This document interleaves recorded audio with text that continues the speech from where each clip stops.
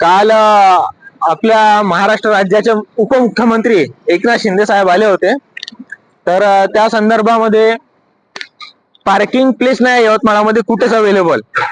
तर हे जे वावर होतं मागचं तुम्ही बघत असाल, या वावराचं काम बंद करून या रस्त्याचे बाजूचे डिवायडर फोडून या साईडला आणि त्या साईडला बाजूला इथनं दूर डिवायडर फोडून पार्किंगची व्यवस्था करण्यात आली होती.